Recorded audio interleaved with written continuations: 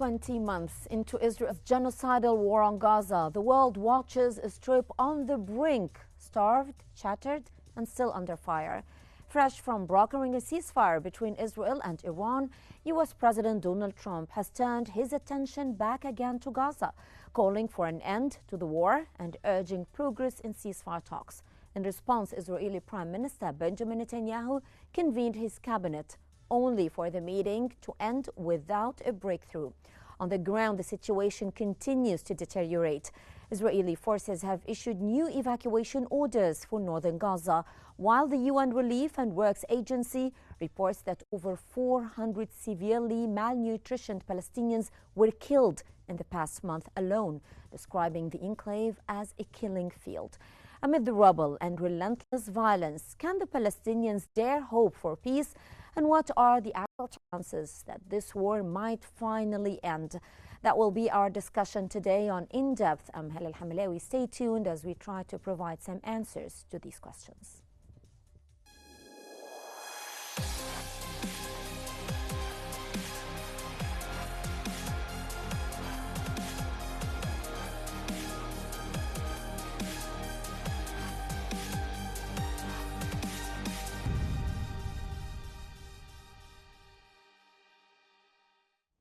Amid renewed U.S. pressure to strike a deal, Israeli Prime Minister Benjamin Netanyahu shared a high-level security meeting on Sunday, as reported by the Palestine Chronicle.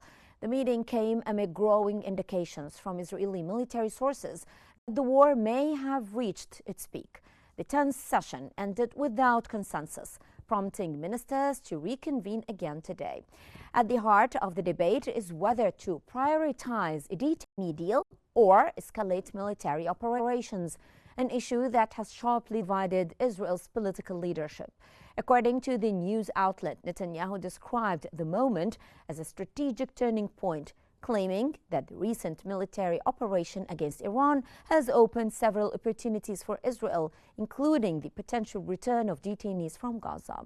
While families of Israeli detainees welcomed Netanyahu's stated commitment to their release, they demanded a comprehensive deal to return all the detainees and end the war, some accusing him of stalling for political reasons.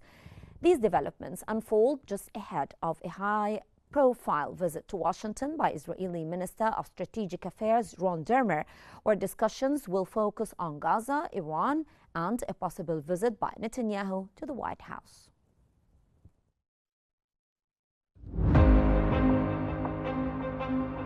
With pressure mounting both at home and abroad, Israeli Prime Minister Benjamin Netanyahu convened top cabinet ministers on Sunday to discuss a potential detainee exchange deal amid the ongoing war in Gaza. Despite the urgency, the high-level meeting ended without a breakthrough. Israeli officials confirmed there are still no indications of progress. The meeting came against a backdrop of intensifying U.S. pressure. U.S. President Donald Trump, who previously brokered a ceasefire between Israel and Iran, has urged Israel to make tangible progress toward ending the 20-month-long war in Gaza. Trump raised hopes on Friday, hinting that a deal could be reached within the week. Meanwhile, Netanyahu doubled down on Israel's broader regional strategy, claiming that military operations against Iran have opened up broad regional possibilities. Still, he emphasized that retrieving Israeli detainees remains a top priority, yet with officials acknowledging that Netanyahu's war objectives remain unmet. One pressing question lingers: can Gaza breathe a sigh of relief anytime soon? Israeli occupation forces issued broad evacuation orders on Sunday for neighborhoods in Gaza City amid growing calls from President Trump for a ceasefire deal. According to the New York Times, attention in Israel and Washington has refocused on Gaza following the end of Israel's 12-day war with Iran. Amid internal divisions, Israeli officials argue that a full occupation of Gaza is unfeasible and are urging Netanyahu to define clear, realistic objectives. They warn that the current campaign has reached its limits and that a detainee exchange might be the most practical path forward. Meanwhile, Trump posted on social media, "Make the deal in Gaza," just hours after calling for Netanyahu's long-running corruption trial to be cancelled, saying that it would interfere with the process of negotiating a deal with Hamas, according to the newspaper.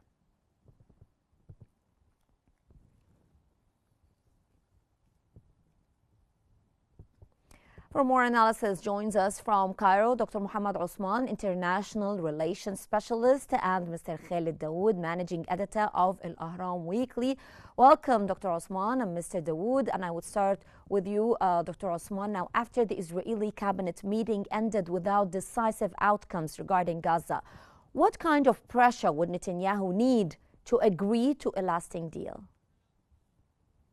Thank you for having me, Hala. Again, we are under the illusion that Netanyahu is under some sort of strenuous pressure in order to come to an agreement. We haven't learned from the past few years that such reports probably are not completely accurate and are usually facades for something else. It seems that there is already a common understanding between the United States and Israel with regards to the fate of the conflict in Gaza and the prospects of its resolution and how this resolution will look like. And probably the Palestinians and the Arab region and the people of the Arab world definitely will not like this U.S.-Israeli vision. It seems that now the Israeli genocidal war on Gaza is approaching its field limits. Israel has already imposed control on about 60% of Gaza. It is estimated that the Israelis, according to their own officials, seek to establish control over 75% of the Gaza Strip over the next week or 2 weeks, and by then they should end effectively the Operation Gideon's chariots. And of course, they are ethnically cleansing the Palestinians out of 75% of Palestinian lands, and they are basically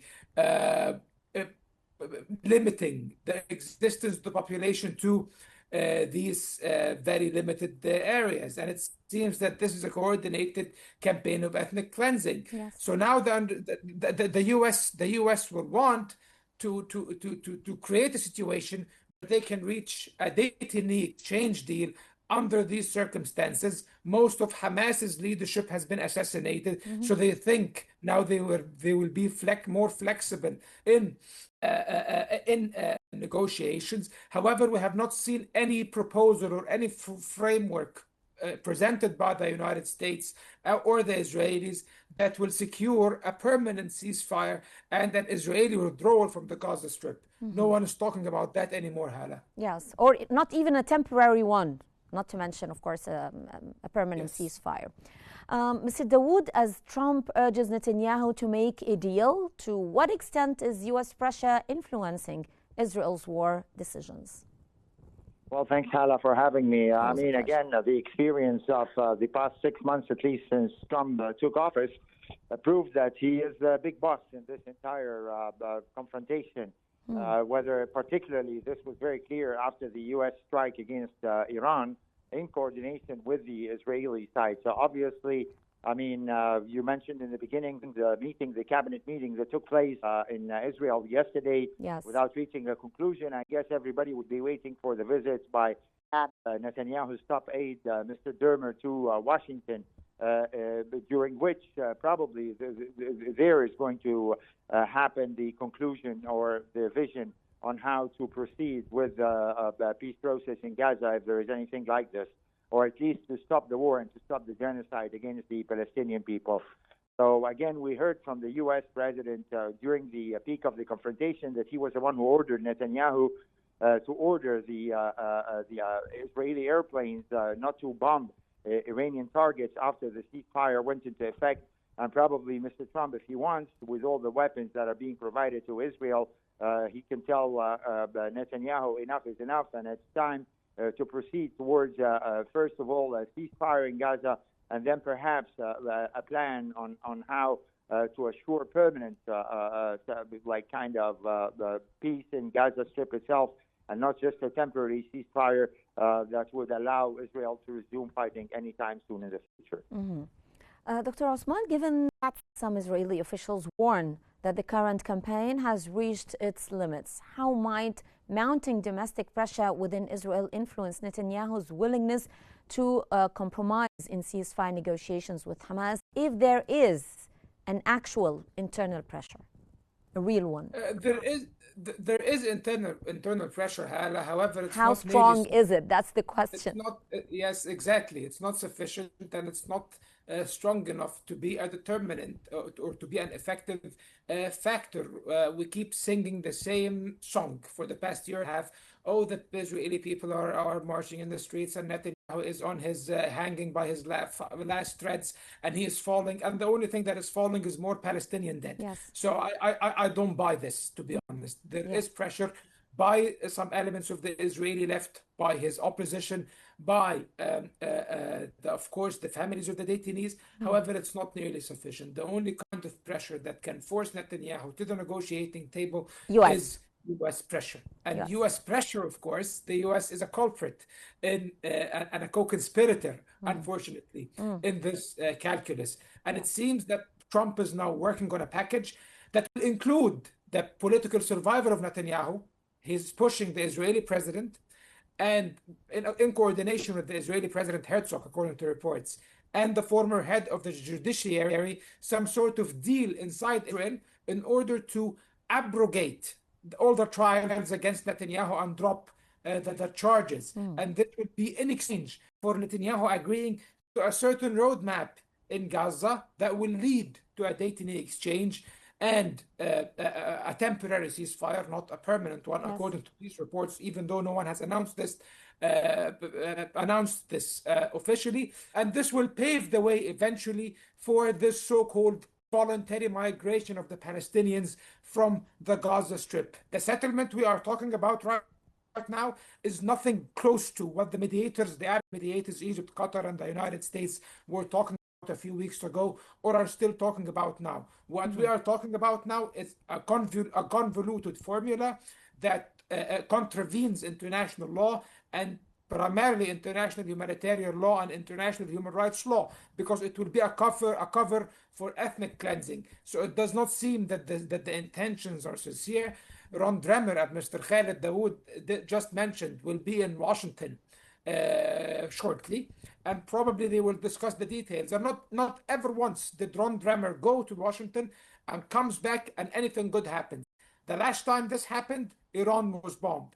The time before it, the ceasefire in Gaza ended unilaterally by Israel, and Israel went on a killing rampage, killing over 6,000 Palestinian civilians within the span of less than 90 days. Yes. So unfortunately, I look at these prospects with extreme pessimism. However, the war is reaching its limits. So that's why the Americans and the Israelis are now scrambling to try to find a certain exit or a certain ending a way that will out. be suiting to Israel's expansionist ambitions. Yes.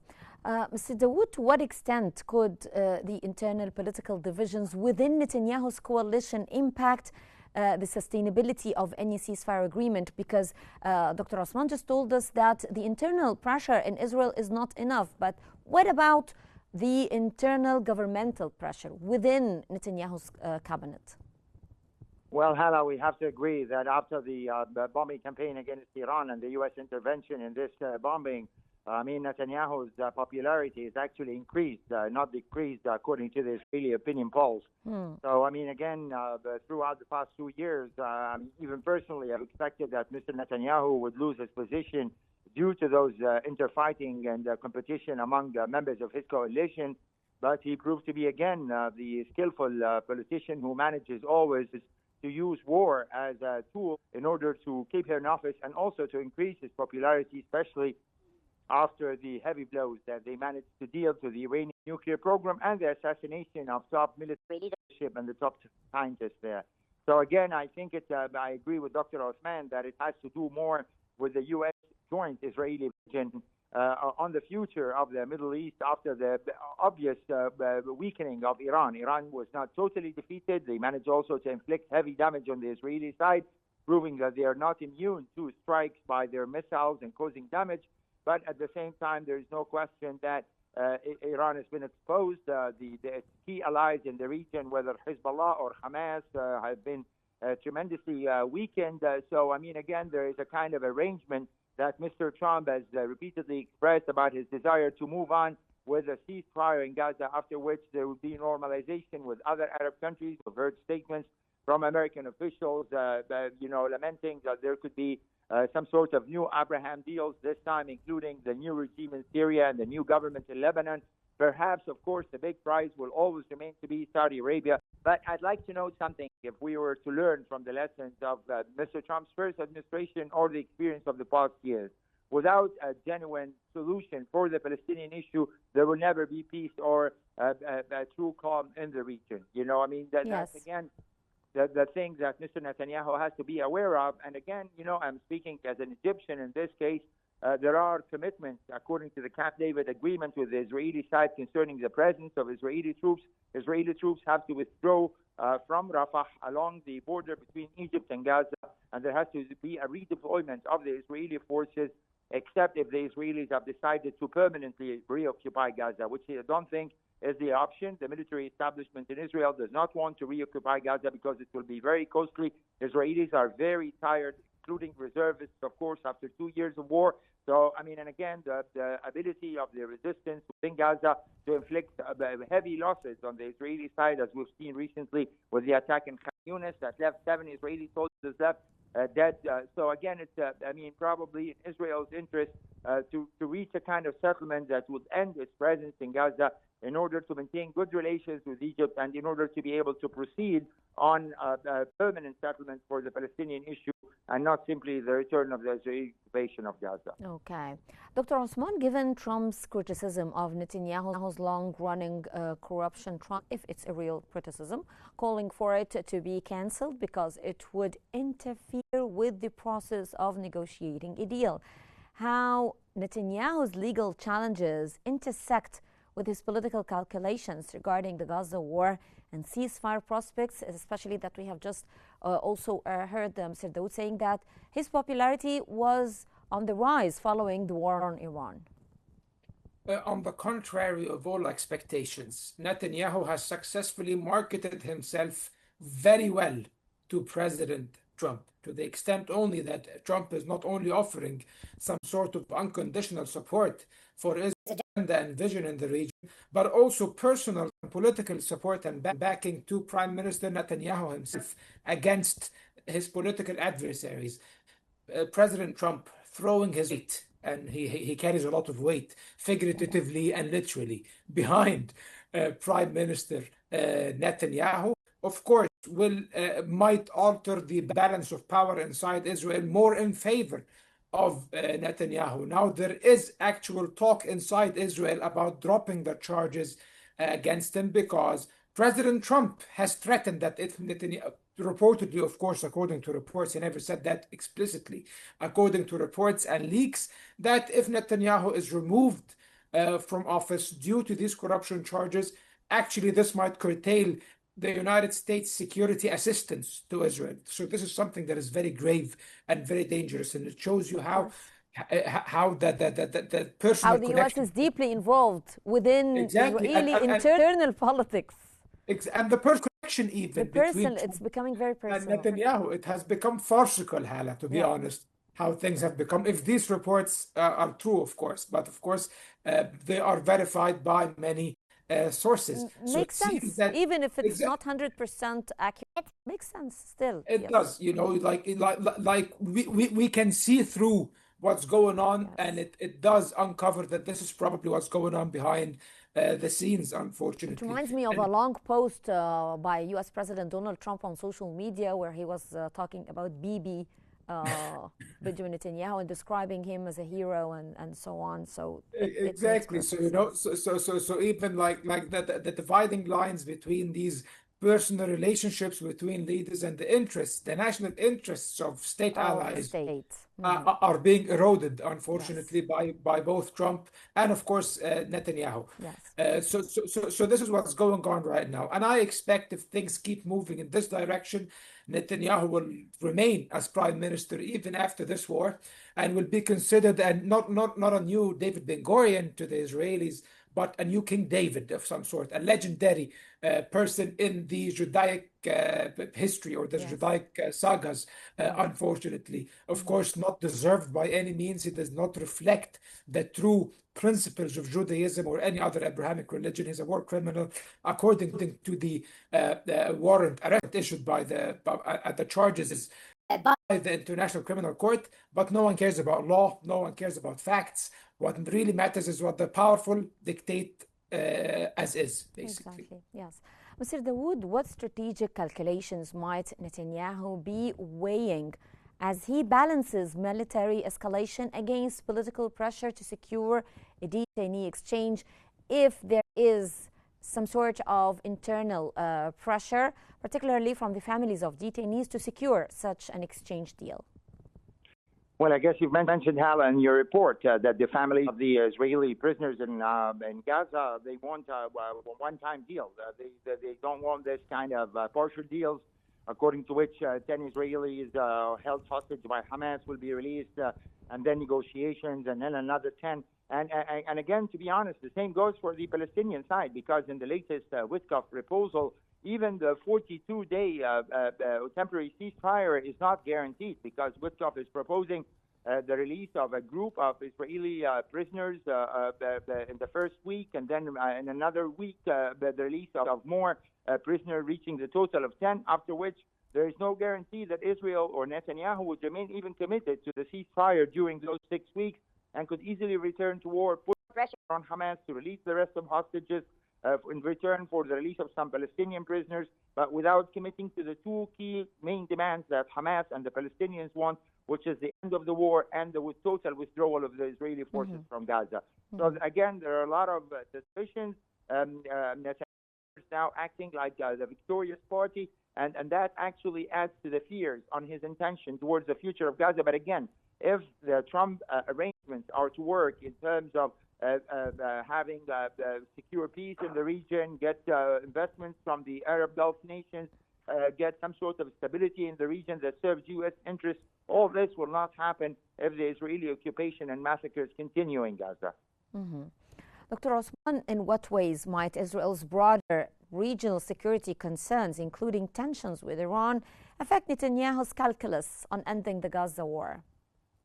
I think it's all interconnected. You know, we have Gaza at its root. It is at the root of the Israeli expansionist project at the moment. Not only Netanyahu's project, he's only spearheading the project. However, this has always been within the Israel's institutional ambitions since decades ago. The idea of annexing the entirety of the historical Palestine and also expanding Israel's territories beyond historical Palestine. This unfortunately has happened again in Syria, even occupying the Golan Heights since 1967, and now even going beyond the Golan Heights by even more parts of southern Syria.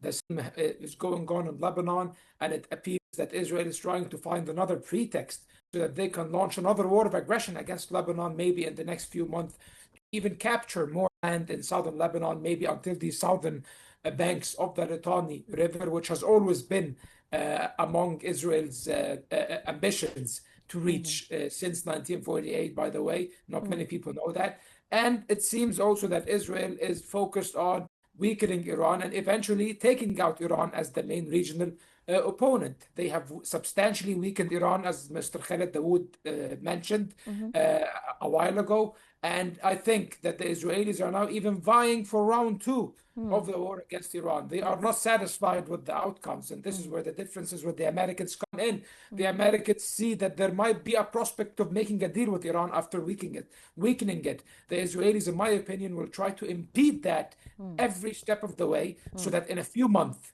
they will be back bombing Iran once again to take out their nuclear capability and military capabilities once and for all, or so they imagine, at least. Will the Americans keep them in check with regards to their regional ambitions? Possibly. The Americans might rein them in a bit, but I do not believe they will rein them in with regards to the Palestinian territories. Unfortunately, it seems now that with regards to Palestine, the U.S. is willing to recognize Israeli sovereignty over parts of the West Bank. This has been reported, and even creating buffer zones inside the Gaza Strip, and this is happening on the ground and right we'll just now. have to wait and see whether these options are going to take place or not. But for now, I'd like to thank you so much, Dr. Muhammad Osman, International Relations Specialist. Thank you so much. And also extend my thanks to Mr. Khalid Dawood, Managing Editor of Al Ahram Weekly. Thank you also for joining us here on Q News. Ladies and gentlemen, this concludes today's episode of In Depth. I'm Hala Al-Hamalawi. I'd like to thank you so much for joining us. Stay tuned for more updates here on Q News.